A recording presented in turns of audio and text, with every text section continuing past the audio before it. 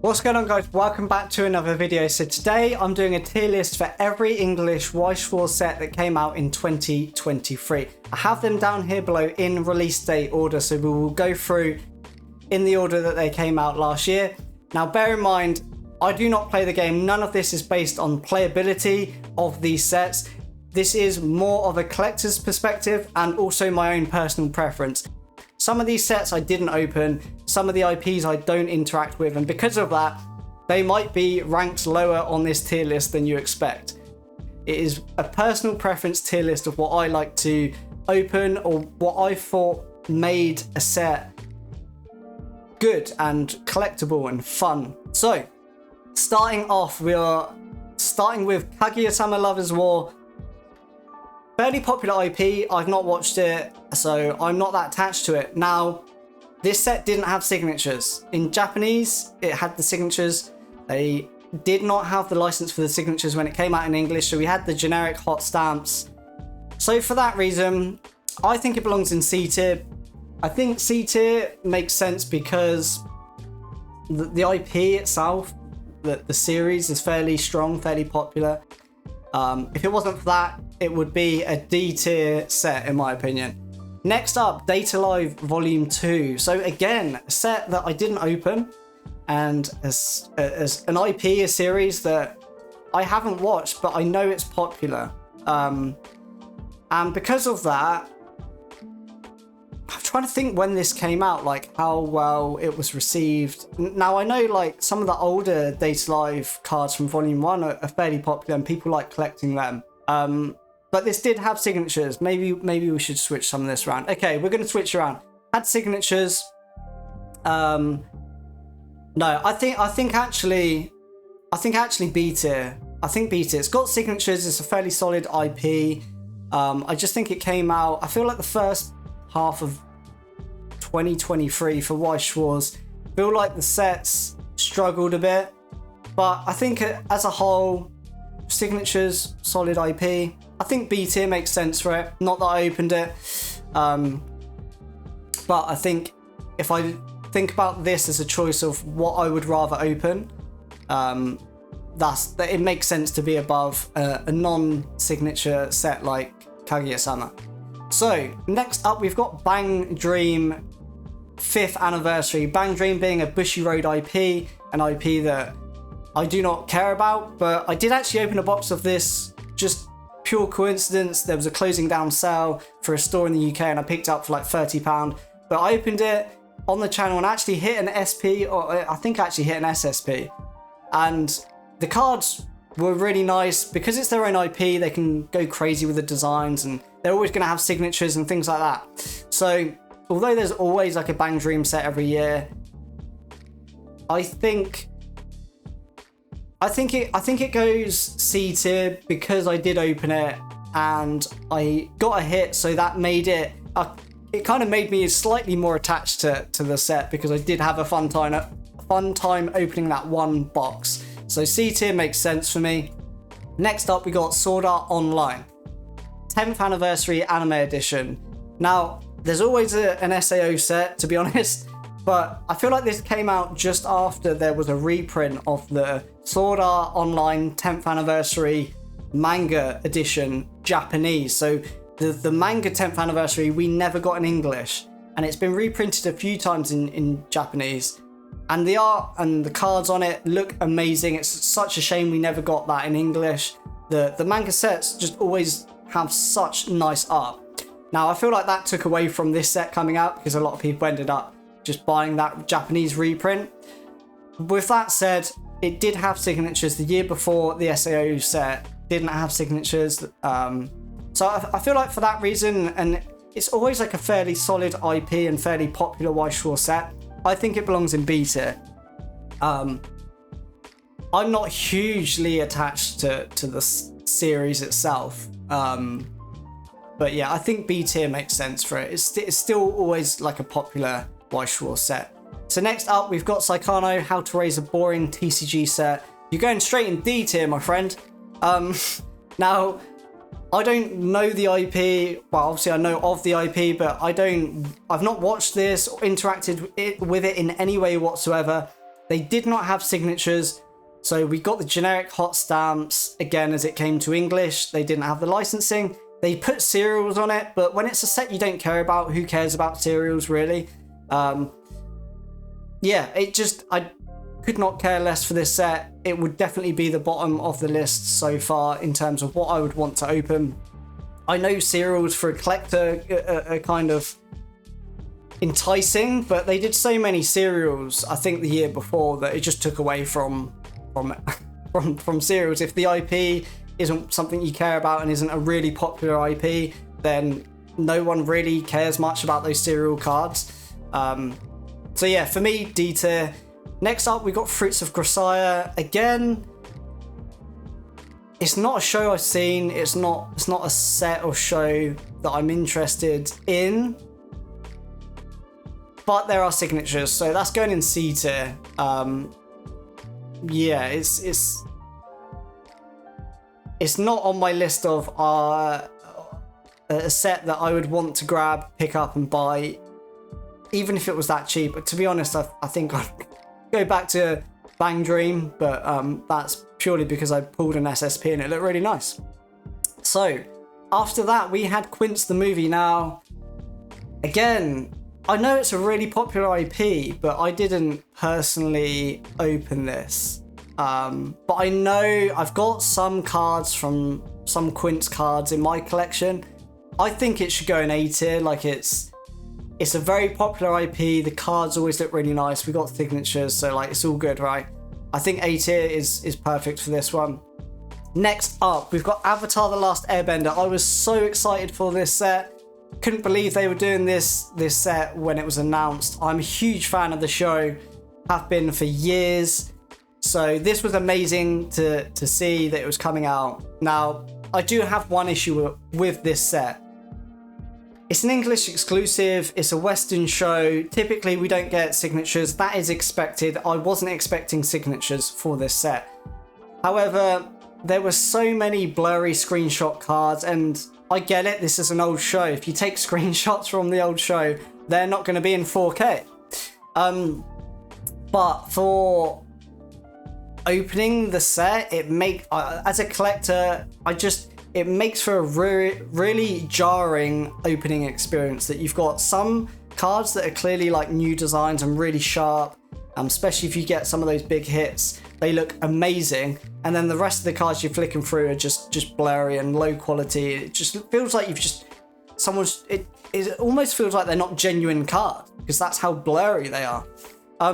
So I feel like as a set, as a whole, some people would come in for this set and I know that people were really disappointed and said the cards looks horrible. And I do wonder, when they make sets like this that bring people in, I wonder how many people actually come in for this set. I know someone who came in, bought loads of boxes, did a master set of this set, and then left. And they only came in because they collect everything Avatar related. So I do wonder, like, how many people this brings into the TCG that then actually buy another set down the line. Or is it purely like that is the one IP that they collect things for, so they come in and buy it and then they'll be gone. And I think when the cards look that blurry and just not fun to open, I feel like you're definitely going to reduce the amount of people that are going to say, oh, that was really cool, I wonder what other sets they do. Because if they don't enjoy opening it, that's it, like they're probably gone. For that reason, for me, it's going in A tier. If it wasn't for that, what have I done? I think I've just moved another one. Right. That's gone in the wrong order now. So yeah, I think if it wasn't for that, it would be S tier for me. I wasn't expecting signatures. That would be awesome. But yeah, the blurry cards, it's dropping down a tier for that reason. Next up, Revue Starlight. So again, a Bushiroad IP. For that reason, I'm just putting it in D tier because I just don't care. The cards probably look really nice, but I just don't care. Slime Volume 3. Now, I'm a huge Slime fan. This is probably going to be controversial. I really love Slime. I feel like the first two sets, the SPs and the chase cards, they kind of looked very similar, but I feel like Slime Volume 3, they did an amazing job. Some really nice designs, and it really set it apart from those first two sets. And being a big Slime fan, I loved it. So it's going in S tier. I absolutely love Slime. I know that's not everyone, I know people won't agree with that. It wasn't as popular when it came out. But for me, I love it. So it's going in S tier. So you're going to have to deal with that one and just put your voice your angry comments below. Next up, we've got Hololive Volume 2. So I feel like the first half of 2023 was a little bit weak. And then the second half was just, they came out with bangers. We've got Hololive Volume 2. It's going in S tier. Very popular set. All of the cards had really crisp, nice designs. Loads of SPs, loads of signatures. I'm not a fan, like I don't watch Hololive, but I really had fun opening this set. So many cards, so many hits. And then yeah, the set just looked really nice. It just looked really, really nice. So definitely an S tier set in my opinion. I did a video like what's the best 2023 set before 2023 ended, and at that time I said Hololive Volume 2. Think it was a great set to open, really fun. After that, we had Overlord Volume 2, which I feel like didn't meet everyone's expectations. I feel like this was a big announcement, everyone was very excited for it, but then when it came out, it kind of fell short for some reason. I don't know if that's because Dengeki Bunko in Japanese came out literally like the same day, and that maybe took sales away, but yeah, I mean, like those Volume 1 cards were very collectible, very expensive, but when this set came out, like it did okay. Like it, you know, the chase cards were still valuable, but just, yeah, didn't feel the same. And for me, like, I'm not a huge Overlord fan. Years ago, I watched like the first 5 or 6 episodes. I just stopped watching it, like by accident, and just never finished it. I just didn't get that invested in it. So personally for me, it's going in B tier. Maybe it belongs in like an A tier for like a community collector tier list, I suppose. But this is my personal tier list. So for me, I'm putting it in B tier. It just felt like it fell short slightly. Next up, Revue Starlight the movie. So another Revue set, Bushiroad's IP. Again, sorry guys, but I just don't care for it. So it's going in D tier. You've probably got nice cards and signatures, but it's just not a set I look forward to. But next up, we had Azur Lane. So huge set. I mean, I think this is obvious. It's going in S tier. This for quite some time was like a Japanese exclusive. I feel like we didn't think we'd get this in English. It was announced, came out, and everyone loved it. Really nice cards, designs, lots of lewd cards, which is why this was popular with a lot of people and why it was popular when it came out in Japanese. So yeah, it's definitely an S tier set for 2023. And then after that, we had Arufreta. So not a show I've watched, not a show I have any connection to whatsoever. There are signatures. It isn't a Bushiroad IP, so I think for that reason it goes in C tier. I feel like there are a few people that were after this and were excited for it, but it's not it's not like a Azur Lane Hololive level. But yeah, I mean, their signatures, I think as we can see in 2023, there was only a few sets at the start that didn't have signatures, and then they managed to get them back. So that's always good to see. But with that said, we've got one left. We've got Guilty Gear, and I feel like there was a lot of excitement for this coming out as a set when it was announced and building up to the release. Now, I didn't actually get any pre-orders despite the excitement, so I ended up not stocking this, and therefore I didn't open any because I don't know the IP, I don't play the video game, so I've got no attachment to it. But the cards looked really nice. I'm not gonna lie, like the designs of the cards look really nice. They're definitely up my street. However, they were supposed to have hot stamps. This is an English exclusive.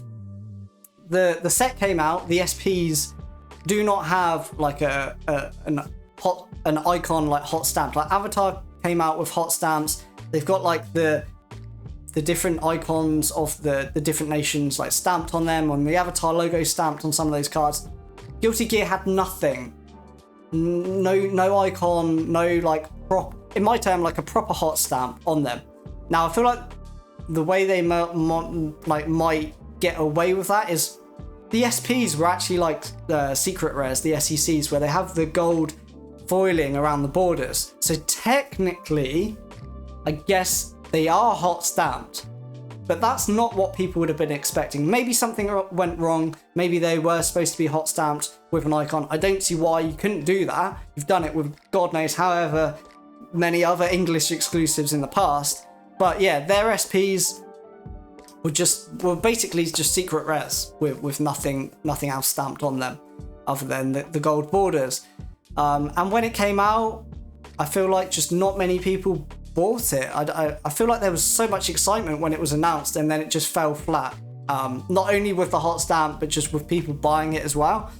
So for that reason, I'm going to be savage. I'm putting in D tier. I feel like they failed this as a set, like completely. Like what happened? Why is there not a unique icon hot stamp on the SPs? You've got SPs that just aren't SPs in my opinion.